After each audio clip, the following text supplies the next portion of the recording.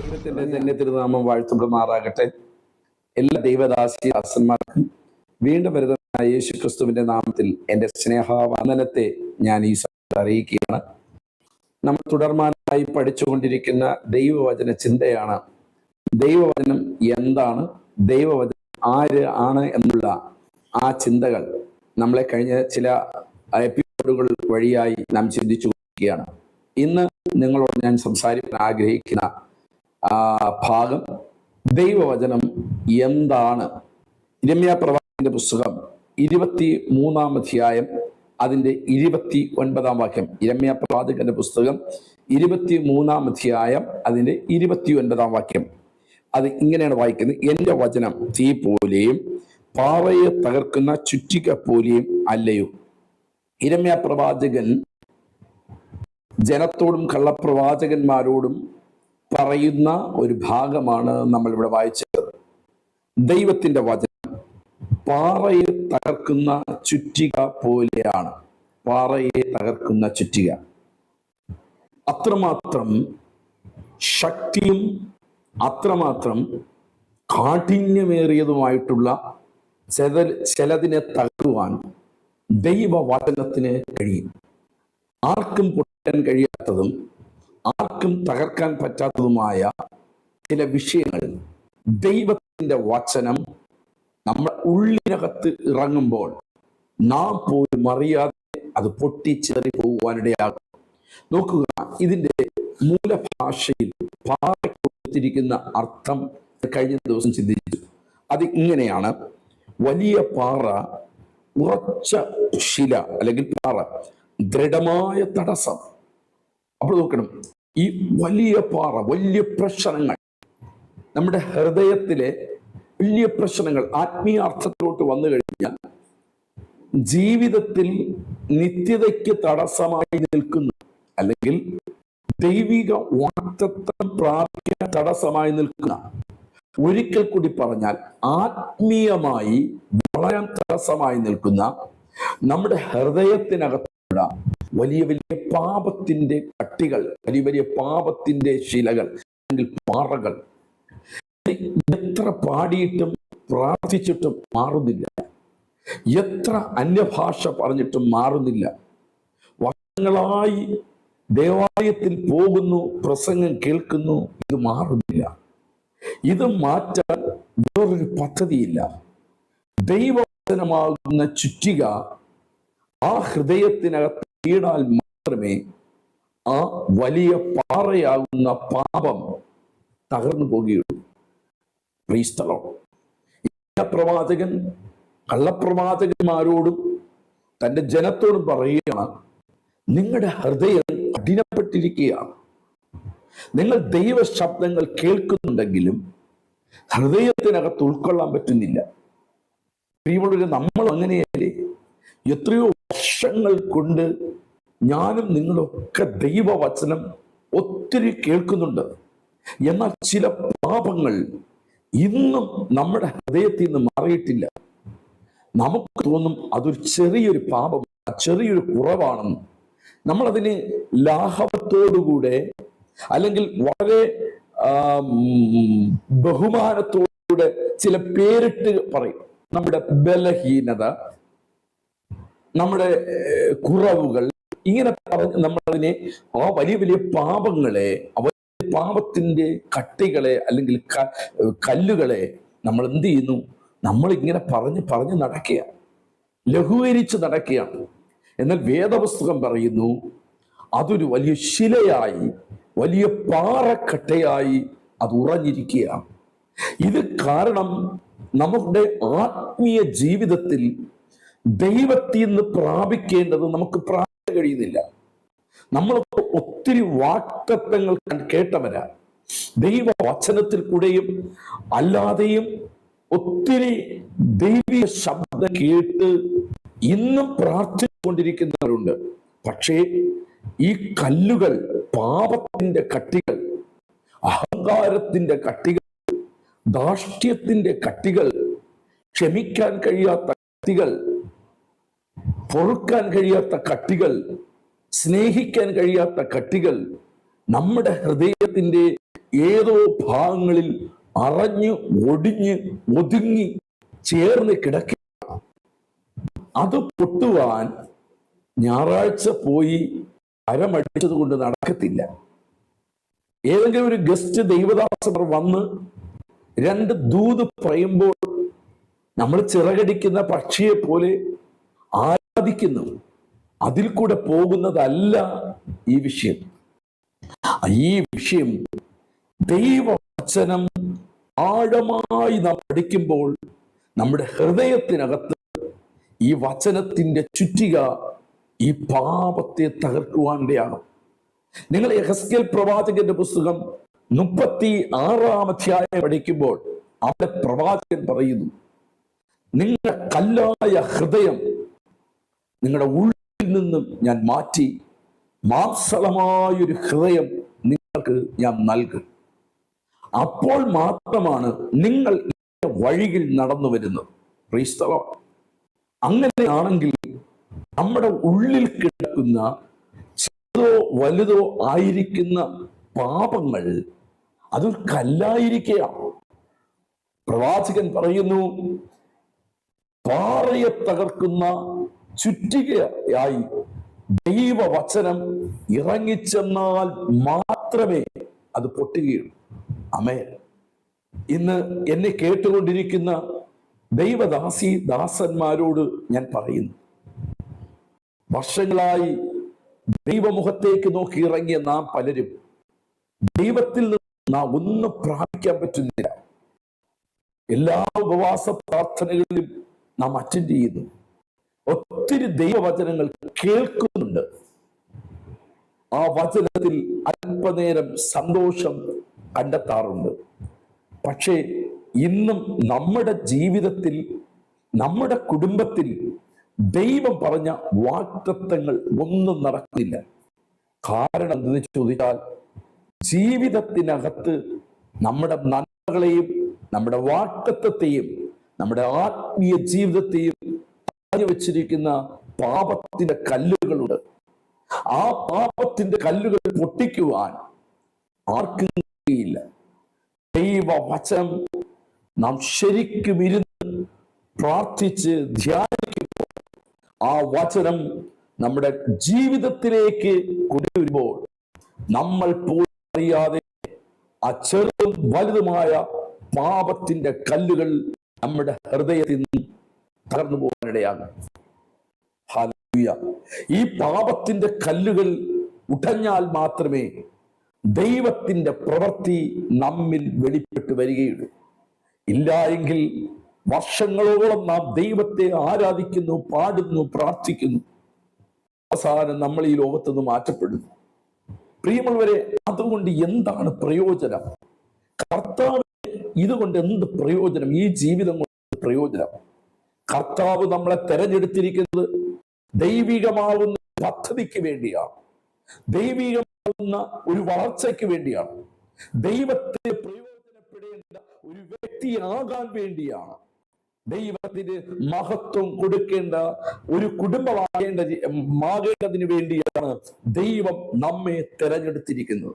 പക്ഷേ നമ്മുടെ ഉള്ളിൽ കിടക്കുന്ന ചെറുതും വലുതുമായ പാപത്തിന്റെ കല്ലുകൾ, നമ്മൾ തിരുവത്താഴ് ശുശ്രൂഷകളിൽ പങ്കാളികളാകുന്നുണ്ട്, നമ്മൾ കർത്താവിന് വേണ്ടി ഒത്തിരി കൊടുക്കുന്നുണ്ട്, നമ്മൾ ഒത്തിരി പ്രാർത്ഥിക്കുന്നുണ്ട്. ഇന്നെന്റെ സന്ദേശം കേട്ടുകൊണ്ടിരിക്കുന്ന ദൈവദാസിയെ, കുഞ്ഞയെ, ജീവിതത്തിനകത്ത് ഈ ഒരു അനുഭവത്തിൽ കൂടെ നിങ്ങൾ പോയിക്കൊണ്ടിരിക്കുന്നെങ്കിൽ ജീവിതത്തിനകത്ത് ഒരു വ്യത്യാസം കാണുന്നില്ല. ഒത്തിരി ദൂതുകൾ കേൾക്കുന്നുണ്ട്, ഒത്തിരി പ്രവചനങ്ങൾ കേൾക്കുന്നുണ്ട്, ഒത്തിരി പ്രവാചകന്മാരുടെ അടുക്കൽ ചെന്ന് ചോദിക്കുന്നുണ്ട്, ദൈവദാസനെ, എന്റെ ജീവിതത്തിൽ വിടുതൽ ലഭിക്കുന്നില്ല, എന്തുകൊണ്ട്? ചിലപ്പോൾ പ്രവാചകന്മാരുടെ കണ്ണുകൾക്ക് പോലും മറഞ്ഞിരിക്കുന്ന വിഷയമായിരിക്കാം. എന്നാൽ ഇന്ന് ഈ സമയത്ത് ദൈവത്തിന്റെ വിശുദ്ധ ആത്മാവ് ആരോടൊക്കെയോ ഈ സന്ദേശം പകരുകയാണ്. ജീവിതത്തിനകത്തുള്ള ചെറുതും വലുതുമായ പാപത്തിന്റെ കല്ലുകൾ ഉടയാത്ത കാലം ദൈവത്തിന് ഒന്നും ചെയ്യാൻ പറ്റത്തില്ല. Praise the Lord. നിങ്ങൾക്കറിയണമോ, അനേക റോഡുകൾ ഇന്ന് വലിയ വലിയ റോഡായി തീർന്നിട്ടുണ്ട്. അതൊരു സമയത്ത് വലിയ വലിയ കൂറ്റൻ കൂറ്റൻ പാറകൾ കൊണ്ട് നിറഞ്ഞ സ്ഥലത്താണ് ഈ വഴി ഇന്ന് റോഡുകളായി തീർന്നിരിക്കുന്നത്. കാരണം ഈ കൂറ്റൻ പാറകളെ പൊട്ടിച്ച് അതിനെ തകർത്ത് കളഞ്ഞ് അത് കറക്റ്റ് ലെവലിൽ കൊണ്ടുവന്ന് റോഡാക്കുവാൻ തുടങ്ങി. നോക്കുക, റോഡായപ്പോൾ ഗതാഗത സൗകര്യങ്ങൾ ഉണ്ടാകാൻ തുടങ്ങി. ഒത്തിരി വാഹനങ്ങൾ ഓടുവാൻ തുടങ്ങി. ഒത്തിരി ജനം, അപ്പുറത്തുള്ള ജനം ഇപ്പുറത്തേക്കും ഇപ്പുറത്തുള്ളവർ അപ്പുറത്തേക്കും വരാൻ തുടങ്ങി. ഇതുപോലെയുള്ളവരെ നമ്മുടെ ജീവിതത്തിലെ അനുഗ്രഹങ്ങളും നമ്മുടെ പാപം ചിലപ്പോൾ നിസ്സാരമായി നിങ്ങൾ പറയും, ഇതെന്റെ സ്വഭാവമാണ്, ഇതെന്റെ ബലഹീനത, എനിക്കിത് മാറ്റാൻ പറ്റത്തില്ല, എന്റെ രക്തത്തിൽ കലർന്നുപോയി എന്നൊക്കെ നമ്മുടെ ചെറുതും വലുതുമായ പാപത്തെ ലഘൂകരിച്ച് കാണുമ്പോൾ സ്വർഗസ്ഥനായ ദൈവം നമ്മളോട് പറയുന്നു, നീ എന്റെ സന്നിധിയിൽ ഇറങ്ങി വന്നിട്ട് നിനക്കൊന്നും ഇതിന്ന് പ്രാപിക്കാൻ പറ്റത്തില്ല. പ്രാപിക്കണമെങ്കിൽ ദൈവത്തിന്റെ വചനം നിങ്ങൾ ഹൃദയത്തിനകത്തേക്ക് നിങ്ങൾ ഇറക്കി കൊണ്ടുവരണം. നിങ്ങളുടെ ജീവിതത്തിൽ കേൾക്കുന്ന വചനങ്ങളും വായിക്കുന്ന വചനങ്ങളും നിങ്ങളുടെ ജീവിതത്തിൽ പ്രവർത്തിപഥത്തിലേക്ക് വരുമ്പോൾ മാത്രമേ കല്ലായിരിക്കുന്ന പാപങ്ങൾ, ആ രഹസ്യമായി നാം സൂക്ഷിച്ചു വെച്ചിരിക്കുന്ന പാപങ്ങൾ, നിങ്ങൾ വിട്ടിട്ടും നിങ്ങൾ വിടാതെ നിൽക്കുന്ന പാപങ്ങൾ, എത്രയോ പാപങ്ങൾ മാറണമെന്ന് ദൈവ സന്നിധിയിൽ പ്രാർത്ഥിക്കുന്നു. എത്രയോ പേർ ഉപവസിക്കുന്നു, ദൈവമേ എന്റെ പാപം ഒന്ന് മാറ്റിത്തരണമെന്ന്. ഉപവാസം കഴിയും, 2 ദിവസം കഴിയുമ്പോൾ ആ പഴയ പാപം വീണ്ടും നമ്മുടെ അടുക്കൽ വീണ്ടും അതിബലത്തോടെ കടന്നു വരുന്നു. ഇതിന്റെ പിന്നിൽ എന്താണ് കാര്യമെന്ന് നാം തിരിച്ചറിയുന്നില്ല.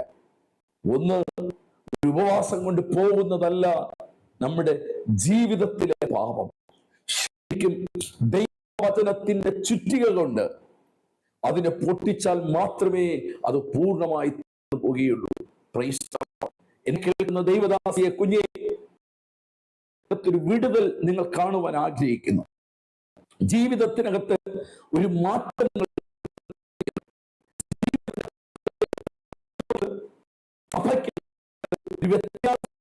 ആഗ്രഹിക്കുന്നു. ഒരൊറ്റ കാര്യമേ ഉള്ളൂ, ദൈവവചനം ജീവിതത്തിനകത്ത് കൊണ്ടുവരിക. പാറ പോലിരിക്കുന്ന പാപങ്ങൾ, ആരും കാണാതെ ഒളിഞ്ഞിരിക്കുന്ന പാപത്തിന്റെ കല്ലുകൾ, ഒരുപക്ഷെ അഹങ്കാരമായിരിക്കാം, ഒരുപക്ഷെ ധാർഷ്ട്യമായിരിക്കാം, ഒരുപക്ഷെ പിടിവാശിയായിരിക്കാം, ഒരുപക്ഷെ കോപത്തിന്റെ ആത്മാവായിരിക്കാം, ഒരുപക്ഷെ പാപം രഹസ്യ പാപമായിരിക്കാം. ചിലപ്പോൾ എന്റെ സ്നേഹിതന്മാരോട് ഞാൻ പറയട്ടെ, എന്റെ കൂട്ടാളികളോട് ഞാൻ പറയട്ടെ, നിങ്ങളെ പിന്തുടരുന്ന ചിലപ്പോൾ മൊബൈലിന് നിങ്ങൾ അഡിക്റ്റായി പോയ അവസ്ഥകളായിരിക്കാം. നിങ്ങൾ ഓരോ ഞായറാഴ്ചകളും മൊബൈൽ കയ്യിൽ വെച്ച് നിങ്ങൾ പ്രാർത്ഥിക്കുകയായിരിക്കും, അപ്പാ ഈ ആഴ്ച നീ എന്നെ വിടുവിക്കും. പക്ഷെ അത് മാറാൻ പറ്റുന്നില്ല, അതിന് അഡിക്റ്റായി പോയി. ചിലർ സിനിമയ്ക്ക് അഡിക്റ്റായി പോയി, ചിലർ സീരിയലിന് അഡിക്റ്റായി പോയി. വീണ്ടും പ്രാർത്ഥിക്കുന്നു, പക്ഷെ വ്യത്യാസം വരുന്നില്ല. ഇതിന്റെ പിന്നിൽ ഒന്നേ ഉള്ളൂ, ദൈവവചനം നിങ്ങളുടെ ജീവിതത്തിൽ പ്രവൃത്തിയിലേക്ക് നിങ്ങൾക്ക് ദൈവവചനം കൊണ്ടുവരാൻ കഴിയുമെങ്കിൽ ആരും ഓടിക്കാതെ ദുഷ്ടനായ ഈ പാപം നിങ്ങളെ വിട്ട് മാറുവാനിടയാണ്. ആമേൻ, സ്തോത്രം.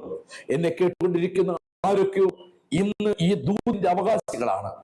അതുമായിരിക്കും പരിശുദ്ധാത്മാവ് ഈ രാവിലെ ഈ ദൂത് നിങ്ങൾക്ക് ദൈവാത്മാവ് പകർന്നുകൊണ്ടിരിക്കുന്നത്. പരിശുദ്ധാത്മാവ് ഇന്ന് നിങ്ങളോട് സംസാരിക്കുന്നു. ആ പാപകാലം ഭവനത്തിനകത്ത് വ്യത്യാസം ഉണ്ടാകത്തില്ല. ഒത്തിരി തലയിൽ ചുമന്നുകൊണ്ട് നടക്കുന്ന രീതി ദൂതുകൾ നിങ്ങൾ കേട്ടുകൊണ്ടിരിക്കുകയാണ്. ഓരോ പ്രവാചകർ വന്ന് ഓരോ വചനങ്ങൾ പറയുന്നു, ഇതിൽ മാത്രം സന്തോഷിക്കുന്നു. 3-ാം ദിവസം 3-ാം പക്കമാകുമ്പോൾ അത് തകർന്നു പോകുന്നു, മറന്നു പോകുന്നു. കാരണം എന്താണ്? അകത്ത് കിടക്കുന്ന പാപത്തിന്റെ കല്ലുകൾ അത് ഘനമേറിയതായിരിക്കും. പക്ഷേ ഇന്ന് രാവിലെ ദൈവസന്നിധിയിൽ ഒരു തീരുമാനമെടുക്കാമോ? നമ്മൾ വെളിപ്പാട് പുസ്തകത്തിൽ പറഞ്ഞൊരു ഫിലദൽഫിയ സഭയോട് ഒരു വാക്കുണ്ട്, നിനക്ക് അല്പമേ ശക്തിയുള്ളൂ, എങ്കിലും എന്റെ വചനം കാത്തു. ആമേൻ. ഇന്ന് രാവിലെ ഈ സന്ദേശം കേട്ടുകൊണ്ടിരിക്കുന്ന ദൈവദാസനെ, കുഞ്ഞെ, ജീവിതത്തിന്റെ ഏത് മേഖലകളിലും നിങ്ങളായിരുന്നാലും ഇന്ന് പരിശുദ്ധാത്മാവിനോട് പറയുന്നു, ദൈവത്തിന്റെ വചനം നിങ്ങൾക്ക് കാക്കുക എന്ന വാക്ക് സൂക്ഷിക്കുക. എന്ന് വെച്ചാൽ അതിനെ അംഗീകരിക്കുക, അനുസരിക്കുക, ഏറ്റെടുക്കുക, ജീവിതത്തിൽ കൊണ്ടുവരിക, അതിനെ ഒരു കറയില്ലാതെ ജീവിതത്തിൽ പകർത്തിക്കൊണ്ടുവരിക. Praise the Lord. ആ ഒരു അനുഭവത്തിലേക്ക് നമുക്ക് വരാൻ പറ്റുമെങ്കിൽ നമ്മൾ പോലും അറിയാതെ, നിങ്ങൾ നേരത്തെ പറഞ്ഞില്ലേ, രക്തത്തിൽ കലർന്ന സ്വഭാവം, എന്റെ സ്വഭാവ ദൂഷ്യം, എനിക്ക് പാരമ്പര്യമായി വന്ന സ്വഭാവമാണ് എന്നൊക്കെ പറഞ്ഞ് നമ്മൾ ലാഘവത്തോട് കാണുന്ന ആ പാപമില്ലേ, ആ പാപം മാറ്റുവാൻ മറ്റൊന്നിനും കഴിയില്ല. ദൈവവചനത്തിന്റെ മുമ്പിൽ ജീവിതം സമർപ്പിക്കപ്പെടുമ്പോൾ കർത്താവായ യേശു ക്രിസ്തുവിന്റെ രക്തത്താൽ ആ പാപം തുടച്ചു മാറ്റുവാനിടയാകും. ഇന്ന് ഈ സന്ദേശം കേട്ടുകൊണ്ടിരിക്കുമ്പോൾ യേശു ക്രിസ്തുവിന്റെ തങ്കച്ചോരയാലുള്ള ഒരു വിടുതൽ നിങ്ങൾ ആഗ്രഹിക്കുന്നെങ്കിൽ ദൈവവചനം നിങ്ങളുടെ ഹൃദയത്തെ ഒരു ചുറ്റിക പോലെ വന്ന് ആ പാപത്തിന്റെ കല്ലുകളിൽ തറയ്ക്കപ്പെടട്ടെ. ഇനി വേദപുസ്തകത്തിനകത്ത് ഈ പാറയ്ക്ക് ചുറ്റികയ്ക്ക് ഇനി വേറെ ചില പ്രത്യേകതകളുണ്ട്. നിങ്ങൾ വായിക്കുമ്പോൾ യെശയ്യാപ്രവാചകന്റെ പുസ്തകം 41 അധ്യായം 7 വാക്യം വായിക്കുമ്പോൾ അതിന് ഒരു ശില്പി തട്ടാൻ വിഗ്രഹങ്ങളെ ചുറ്റിക കൊണ്ട് അടിച്ച് പരത്തി ഒരു ശില്പമാക്കി തീർക്കുന്നത് പോലെ, പ്രിയമുള്ളവരെ, ദൈവവചനം നമ്മളെ വേറെ രൂപമാക്കി തീർക്കുന്നതാണ് ദൈവവചനം. ചുറ്റിക എന്ന് പറയും ദൈവത്തിന്റെ വചനമാണ്. എത്ര കഠിനമേറിയ, എത്ര ഉറപ്പുള്ള, എത്ര ആഴമേറിയ പാപത്തിനകത്തും ദൈവവചനമാകുന്ന ചുറ്റിക വീണാൽ അത് തകർക്കുവാനിടയാകും, തകർന്നു പോകുവാനിടയാകും. അതുകൊണ്ടാണ് ദൈവദാസന്മാർ അവിടെയായി പറയുന്നു, നിങ്ങൾ ദൈവവചനം വായിക്കണം. ഇനി വായിച്ചാൽ മാത്രം പോരാ, ചിലർ ഒരു ദിവസം എല്ലാം 2, 3, 4, 5 അധ്യായം വായിക്കും. ആ അധ്യായം വായിക്കാനല്ല ഞാൻ നിങ്ങളോട് പറയുന്നത്. വായിക്കുന്ന ദൈവവചനം ജീവിതത്തിൽ നാം കൊണ്ടുവരിക. അവിടെയാണ് ദൈവവചനം ഒരു ചുറ്റികയായി നമ്മുടെ ജീവിതത്തിൽ കിടക്കുന്ന പാപത്തെ തകർക്കുന്നത്. ആമേൻ. മനസ്സിലായെന്ന് ഞാൻ വിശ്വസിക്കുന്നു. ഒന്ന്, യെശയ്യാപ്രവാചകന്റെ പുസ്തകം 41:7 പറയുന്നു, ഒരു ശില്പിയെ തട്ടാൻ എന്ത് ചെയ്യും, അവൻ വിഗ്രഹത്തെ ഒരു ചുറ്റിക കൊണ്ട് അടിച്ചു പരത്തി ശരിയാക്കി മനോഹരമായ ഒരു വിഗ്രഹമാക്കുന്നു. ഇതുപോലെയാണ് ദൈവത്തിന്റെ അത് നമ്മെ ചുറ്റിക കൊണ്ട് തല്ലി ശരിയാക്കേണ്ടിടത്ത് മനോഹരമായ ഒരു വസ്തുവാക്കി തീർക്കുന്നതാണ് ദൈവത്തിന്റെ വചനം. വീണ്ടും ന്യായാധിപ പുസ്തകം 4 അധ്യായം 21 വാക്യം വായിക്കുന്നു, ഇത് അടിക്കുന്ന അടിച്ച് തകർക്കപ്പെടുന്നതാണ്. ഇനി 1 രാജാക്കന്മാരുടെ പുസ്തകം 6 അധ്യായം 7, പണിയുന്ന ഒരു വ്യക്തിയുടെ കയ്യിൽ ആലയത്തിൽ കൊണ്ടുവയ്ക്കുന്ന ഈ പാറ എടുക്കുന്നിടത്തും എല്ലാം ശരിയാക്കി നന്നാക്കി അതിനകത്ത് യാതൊരു വിധமான കേടുമില്ലാതെ ആലയം പണിയാൻ ഈ കല്ല് കൊണ്ട് വെക്കുവാനിടയാകും. ശരിയാക്കി ചുറ്റികയ്ക്ക് മാത്രമേ കഴിയുകയുള്ളൂ. ഇന്ന് ഞാൻ നിങ്ങളുടെ ഒരു വാക്ക് പറഞ്ഞോട്ടെ, നമ്മൾ ദൈവത്തിന്റെ മന്ദിരങ്ങളാണ്. ഞാൻ ദൈവത്തിന്റെ ഒരു കല്ലാണ്. ഇത് എവിടെ വെച്ചാണ് അടിച്ച് മിനുക്കി എടുക്കേണ്ടത്? എന്തുകൊണ്ടാണ്? ചുറ്റിക കൊണ്ട്. അങ്ങോട്ടും ഇങ്ങോട്ടും തല്ലിക്കുന്ന ഭാഗങ്ങൾ അതിനെല്ലാം ചുറ്റിക കൊണ്ട് നേരെ ക്ലിയർ ചെയ്യും. കാരണം എന്തെന്ന് പറയണ്ടേ, ആലയത്തിലേക്ക് കൊണ്ടുവന്നു കഴിഞ്ഞാൽ, ദേവാലയം പണിയുന്ന സ്ഥലത്ത് കൊണ്ട് ഈ കല്ല് വെച്ച് കഴിഞ്ഞാൽ പിന്നീട് ചുറ്റിക കൊണ്ട് അടിക്കാൻ പറ്റില്ല. എന്നതിന്റെ അർത്ഥം ഒരു വ്യക്തി രക്ഷിക്കപ്പെട്ട് വരുമ്പോൾ തന്നെ അവന് ദൈവവചനമാകുന്ന ചുറ്റിക കൊണ്ട് അവന്റെ കുറവുകളെല്ലാം പരിഹരിക്കപ്പെടണം.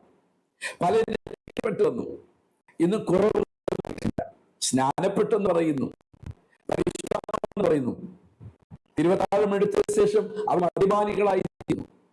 സ്നാനപ്പെട്ട ശേഷം അവർ മറ്റു കാണുന്നില്ലേ? ദേവാലയത്തിൽ വെച്ച കല്ല് അങ്ങോട്ടും ഇങ്ങോട്ടും തള്ളി നിൽക്കുകയാണ്. ഇത് കാരണം ദൈവസഭയ്ക്കകത്തുള്ള പണി, മുമ്പിലോട്ടുള്ള പണി ചരിഞ്ഞും ഒതുങ്ങിയും ഈ കല്ല് ശരിയല്ല. ഈ കല്ല് എവിടെ വെച്ചാ ശരിയാക്കേണ്ടത്? കനിഗർഭത്തിൽ വെച്ച് തന്നെ, ചുറ്റിക കൊണ്ട് അതിനെ ക്ലിയർ ആക്കേണ്ടതാണ്. ഒരു ദൈവദാസന്മാരുടെ ഒരു വാക്ക് പറയട്ടെ. ഒരാൾ രക്ഷിക്കപ്പെടുമ്പോൾ തന്നെ ദൈവവാദത്തിന്റെ ശാസന ഗുണീകരണം അവിടെ മാത്രമേ ഒരു വ്യക്തിയെ എന്ത് ചെയ്യാൻ പറ്റുള്ളൂ? സ്നാനത്തിലേക്ക് കൊണ്ടുവരാൻ പാടുള്ളൂ. ഇന്നങ്ങനെയല്ല. ഒരു പ്രസംഗിക്കുന്നു, തലവേദന മാറി, നാളെ സ്നാനപ്പെടാറുണ്ടോ? കൈ ഉയർത്തും. സ്നാനം എന്ന് പറയുന്നത് സഭയിലേക്ക് ആള് കൂട്ടേണ്ടതല്ല, പിന്നെയോ സ്വർഗീയ ഭവനത്തിന്റെ ഓരോ കല്ലുകളാണ്. ആ കല്ലുകൾ വെട്ടിയെടുക്കേണ്ടിടത്ത് വെച്ച് ചുറ്റിക കൊണ്ട് തന്നെ, എന്ന് വെച്ചാൽ ദൈവവചനം കൊണ്ട് തന്നെ അതിനെ ക്ലിയർ ആക്കണം. ആലോചിച്ച് നോക്കണം. കർത്താവിന്റെ മേശ കഴിഞ്ഞു, നമ്മൾ വീട്ടിലേക്ക് പോകുന്നു. ഒരു 10 മിനിറ്റ് കഴിയുമ്പോൾ സിനിമയുടെ മുമ്പിൽ, സീരിയലിന്റെ മുമ്പിൽ, ചിലർ മദ്യപാനത്തിലേക്ക്, ചിലർ പഴയ സ്വഭാവങ്ങളിലേക്ക്. എന്താണ് കാര്യം? ഇത് വേറൊരു കാര്യമല്ല. കനിഗർഭത്തിൽ വെച്ച് വെട്ടിയെടുത്ത പാറക്കുഴിക്കകത്ത് വെച്ച് ചുറ്റിക കൊണ്ട് അതിനെ ക്ലിയർ ആക്കേണ്ടത് എന്ത് ചെയ്തില്ല? ആ മനുഷ്യൻ ക്ലിയർ ആക്കില്ല. എന്റെ ദൈവദാസന്മാരോട് ഞാൻ പറയട്ടെ, ദൈവവചനം നിങ്ങൾക്ക് തന്നത് തമാശ പ്രസംഗിക്കാനല്ല, പൈസ ഉണ്ടാക്കാനല്ല. പിന്നെ എന്തിനെന്ന് ചോദിച്ചാൽ, കനിഗർഭത്തിൽ വെച്ച് പാറക്കുഴിക്കകത്ത് വെച്ച് രക്ഷിക്കപ്പെട്ട് വരുമ്പോൾ ദൈവവചനത്തിന്റെ പത്യോപദേശം പഠിപ്പിക്കുകയും അവനെ നിത്യതയിലേക്ക് കൊണ്ടുവരേണ്ട ചുമതല. അതുകൊണ്ടാണ് ദൈവവചനമാകുന്ന ചുറ്റിക നമ്മുടെ കയ്യിൽ തന്നിട്ടുണ്ട്. നോക്കണം, ഈ പാറക്കുഴിക്കകത്ത് വെച്ച് ദേവാലയത്തിന്റെ കല്ല് വെക്കുമ്പോൾ, എടുക്കുമ്പോൾ ചുറ്റിക കൊണ്ട് അടിക്കാറുണ്ട്. ചുറ്റിക കൊണ്ടടിക്കുമ്പോൾ ചില കല്ലുകൾ പിളർന്നു പോകും. അതിനെ എവിടെ കൊണ്ടുവരാൻ പറ്റില്ല? ദേവാലയത്തിൽ കൊണ്ടുവരാൻ പറ്റില്ല. ചിലന്റെ സൈഡ് പോകും, അത് കൊണ്ടുവരാൻ പറ്റത്തില്ല. ഈ ചുറ്റികയ്ക്ക് കീഴ്പ്പെടുത്തി കൊടുക്കുന്നത് മാത്രമേ പോകുകയുള്ളൂ, മാത്രമേ ദേവാലയത്തിന്റെ കല്ലുകളായി വെക്കുകയുള്ളൂ. അങ്ങനെ നമ്മൾ ആരെയും സോപ്പിടണ്ട, നമ്മുടെ സഭ കൊണ്ടുവരാൻ ആരെയും സോപ്പിടണ്ട. അയ്യോ ബ്രദറിനെ വേദനിക്കുമോ, സിസ്റ്ററിനെ നോക്കണ്ട. ദൈവവചനം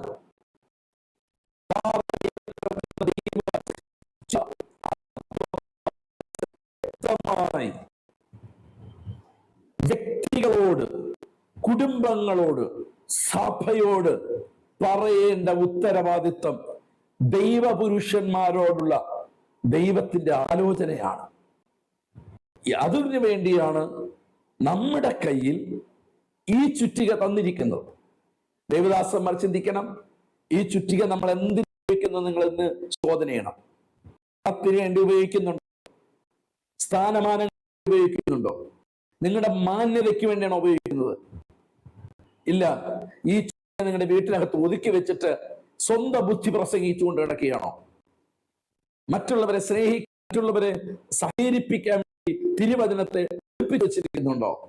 എന്നാൽ ദൈവത്തിന്റെ ന്യായാസനത്തിന് മുമ്പിൽ നമ്മൾ ഒരു ദിവസം കണക്ക് കൊടുക്കേണ്ടി വരും. ഞാൻ പറയട്ടെ, ഈ കല്ലെന്തിനാ ഉപയോഗിക്കുന്നത്? ആലയത്തിന്റെ പണിക്ക് വേണ്ടിയാണ്. ദൈവത്തിന്റെ സഭയാവുന്ന ആലയം പണിഞ്ഞ് പൂർത്തീകരിക്കുമ്പോൾ ഇത് കാണുവാൻ നാം വരാൻ പോവുകയാണ്. അനേകായിരക്കണക്കിന് ആൾക്കാർ പാറക്കുഴിയിൽ വെച്ച് തന്നെ തീർത്ത്, അവിടെ വെച്ച് സകല ബലഹീനം തീർത്ത്, അവന്റെ പാപങ്ങൾ വ്യക്തമായി മനസ്സിലാക്കി കൊടുത്തു. നോക്കണം, ഇന്ന് ആർക്കും പാപത്തെ, പുതുതായിട്ട് വരുന്നവർക്ക് പാപം എന്ന് വെച്ചാൽ അറിയില്ല. പണ്ടൊരു സഹോദരി പറഞ്ഞു, പാസ്റ്റർ ഞാൻ എന്താ പാപം ചെയ്തത്? ഞാൻ ആർക്കും പാപം ചെയ്ത് ആർക്കും ദോഷം ചെയ്യുന്നില്ല, ആരെയും ഉപയോഗിക്കാൻ പോകുന്നില്ല. ഞാൻ എന്താ പാസ്റ്റർ പാപം ചെയ്തത്? നിങ്ങൾ മനസ്സിലാക്കണം, എന്തുകൊണ്ടാണ് ആ സിസ്റ്റർ അങ്ങനെ പറഞ്ഞത്. പാറക്കുഴിയിൽ വെച്ച് പാപത്തെ കുറിച്ച് ബോധ്യം വരുത്താതെ സഭയിലേക്ക് കടന്നു വന്നു, സ്നാനപ്പെടുത്തി, തിരുവത്താഴം കൊടുത്തു, കൈയടിപ്പിച്ചു. ഇന്നൊരു പ്രതികൂലം വന്നപ്പോൾ ചോദിക്കുന്നു, ഞാൻ എന്താ പാപം ചെയ്തതെന്ന്. മനസ്സിലാകുന്നുണ്ടോ? എന്നാൽ ആ വെട്ടിയെടുത്ത പാറക്കുഴിയിൽ വെച്ച് പാപമെന്തെന്ന് വെളിപ്പെടുത്തിയാൽ ആ വ്യക്തിക്ക് മനസ്സിലാകും, ഒരുപക്ഷെ എന്റെ ജീവിതത്തിലെ പാപ നിമിത്തമാണ് ഇത് സംഭവിച്ചതെന്ന് പറഞ്ഞ് ദൈവസന്നിധിയിൽ വീഴുവാനിടയാകും. ഇന്ന് പാപം എന്ന് വെച്ചാൽ അറിയത്തില്ല. അങ്ങനെ പാപം എന്തെന്ന് അറിയാത്തൊരു വലിയ കൂട്ടമാണ് ഇന്നത്തെ നമ്മുടെ ആത്മീയ ലോകത്ത് നിറഞ്ഞിരിക്കുന്നത്. പക്ഷേ അവരുടെ ജീവിതത്തിൽ ദൈവിക വിടുതലൊന്നും സാധിക്കുന്നില്ല.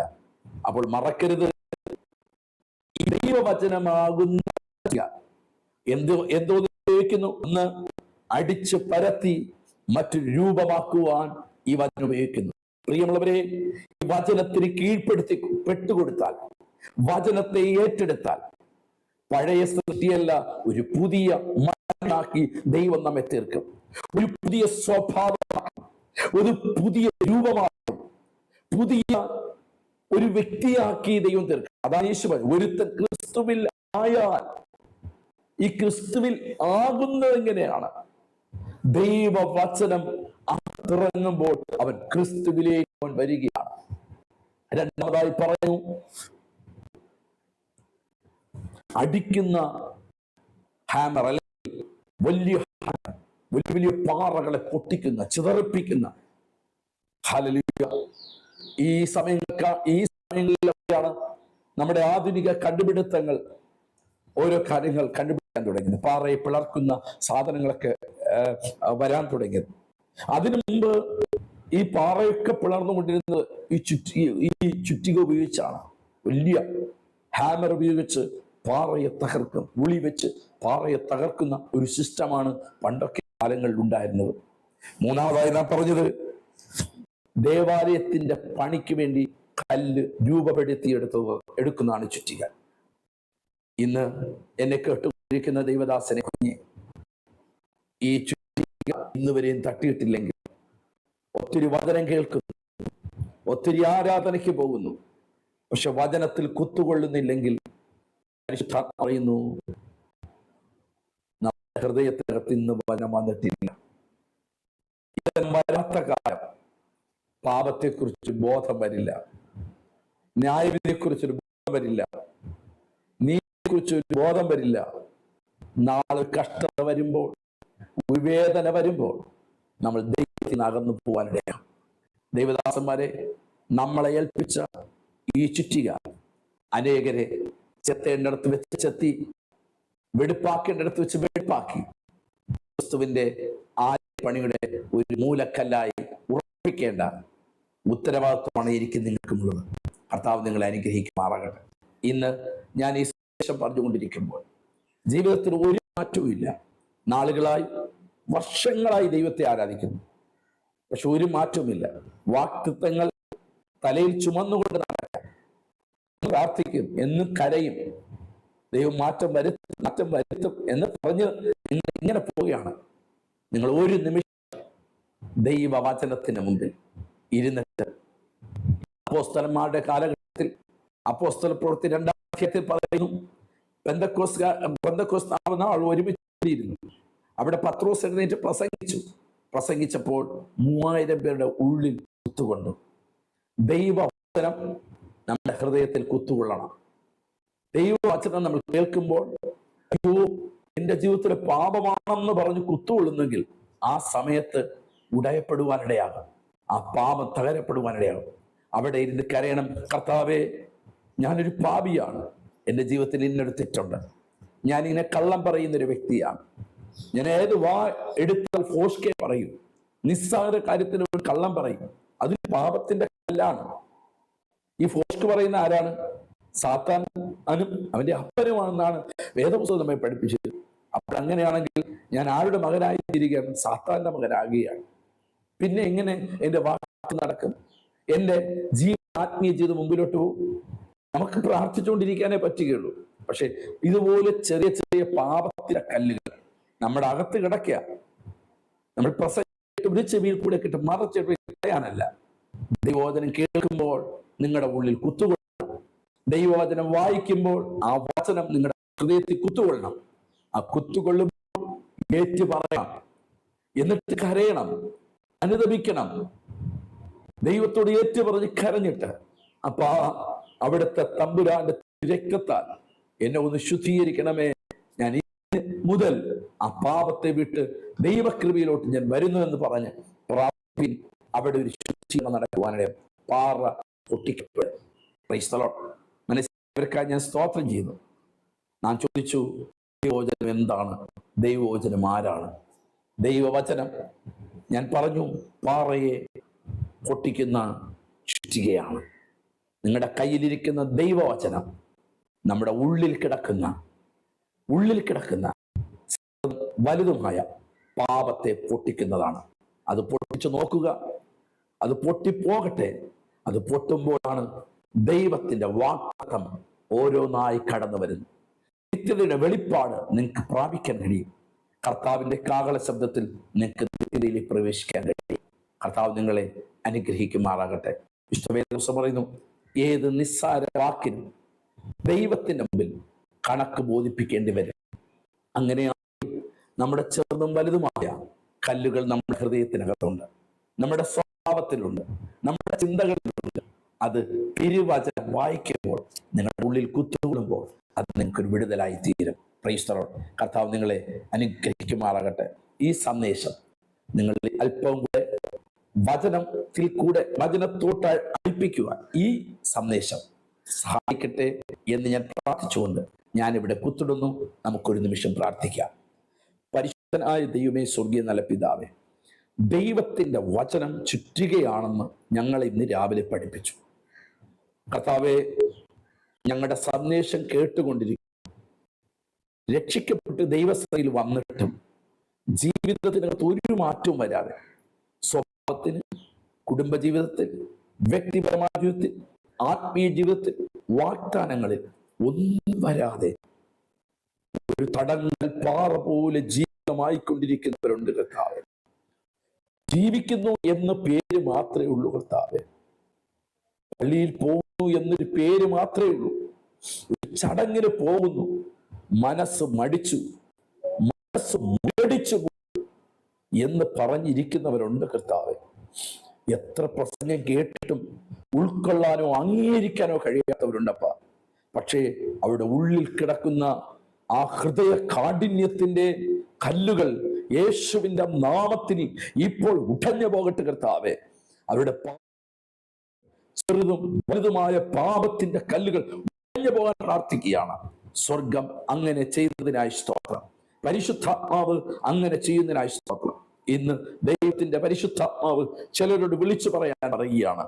ജീവിതത്തിനകത്ത് വാഗ്ദത്തങ്ങൾ പലതും ചുമന്നുകൊണ്ട് നടക്കുന്നത് പോലെ ഒരു ദിവസം പോലും മുടങ്ങാതെ പ്രാർത്ഥിക്കുന്നുണ്ട്, ഡയറിയിൽ എഴുതി വെച്ച് പ്രാർത്ഥിക്കുന്നുണ്ട്, ഓർമ്മയിൽ പറഞ്ഞ് പ്രാർത്ഥിക്കാറുണ്ട്. പക്ഷെ ഇന്നും ജീവിതത്തിൽ ഒരു വാഗ്ദത്തം കാണാതിരിക്കുന്ന വ്യക്തിയെ പരിശുദ്ധാത്മാവ് നിന്നെ നോക്കി വിളിച്ചു പറയുന്നു, അകത്ത് കിടക്കുന്ന പാപത്തിന്റെ കല്ലുകൾ ഉടയപ്പെടുവാൻ ദൈവ വചനത്തിലേക്ക് ഇറങ്ങി വരുവാൻ ആത്മാവ് ഈ സമയത്ത് ആലോചന പറയുകയാണ്. കർത്താവേ, നിന്റെ കുഞ്ഞുങ്ങളെ നീ അനുഗ്രഹിക്കണമേ. ഈ സന്ദേശം മുഖേന ചിലരുടെ ജീവിതത്തിന്റെ ഒരു മാറ്റം ഉണ്ടാകട്ടെ. ദൈവ വചനത്തോട് അടുക്കുവാനുള്ള ആവേശം നിന്റെ കുഞ്ഞുങ്ങൾ കൊടുക്കണമേ. ദൈവ വചനത്തിൽ ജീവിക്കുക ദൈവം ഇടവരുത്തണമേ. ഫിലദൽഫിയ സഭയോട് പറഞ്ഞതുപോലെ ശക്തിയുള്ളൂ എങ്കിലും എന്റെ വചനം കാത്തു, എന്റെ നാമം നിഷേധിച്ച എന്ന് പറഞ്ഞതുപോലെ കർത്താവേ, നിന്റെ വചനത്തെ സൂക്ഷിക്കുക എന്റെ കുഞ്ഞുങ്ങളായി ഞങ്ങൾ ഒരുക്കണമെന്ന് പ്രാർത്ഥിക്കുന്നു. ദൈവം അങ്ങ് ചെയ്തതിനായി സ്തോത്രം. യേശു ക്രിസ്തുവിൻ നാമത്തിൽ തന്നെ ആമേൻ, ആമേൻ. എന്റെ പ്രിയ സഹോദരി സഹോദരങ്ങളെ, തിരുവചനത്തിലോട്ട് നമുക്ക് അടുത്തു വരണം. ഈ സന്ദേശം നിങ്ങളുടെ ജീവിതത്തിൽ പ്രയോജനപ്പെട്ടു എങ്കിൽ നിശ്ചയമായും നിങ്ങൾ മറ്റുള്ളവർക്കും കൂടെ ഷെയർ ചെയ്യുവാൻ ഒരിക്കലും മടിക്കരുത്. ഒരാളും കൂടെ ദൈവവചനത്തോട് അടുക്കട്ടെ, ക്രിസ്തുവിനോട് അടുക്കട്ടെ. അവിടെ അകത്ത് കിടക്കുന്ന രഹസ്യ പാപങ്ങൾ വചനത്തിൽ കൂടെ പൊട്ടട്ടെ. കർത്താവ് നിങ്ങളെ അനുഗ്രഹിക്കുമാറാകട്ടെ. മറ്റൊരു സന്ദേശവുമായി അടുത്തൊരു ഭാഗത്തേക്ക് വരാം. അതുവരെയും കർത്താവ് നമ്മെ എല്ലാവരെയും ഒരുമിച്ച് അനുഗ്രഹിക്കട്ടെ. ആമേൻ, ആമേൻ, ആമേൻ.